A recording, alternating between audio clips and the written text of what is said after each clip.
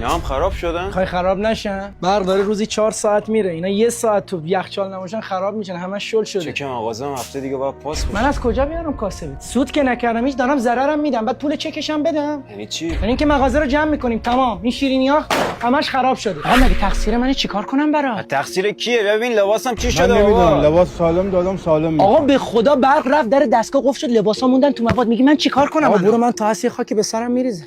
بابا یعنی قربونتون برم با این کاسبیتون.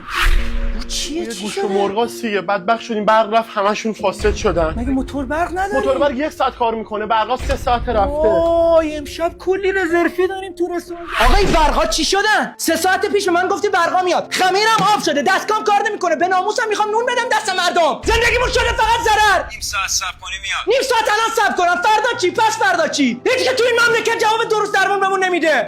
اینا فقط چند تا فریمش بود. اگه میخواستم ادامه بدم این ویدیو میشد 2 ساعت.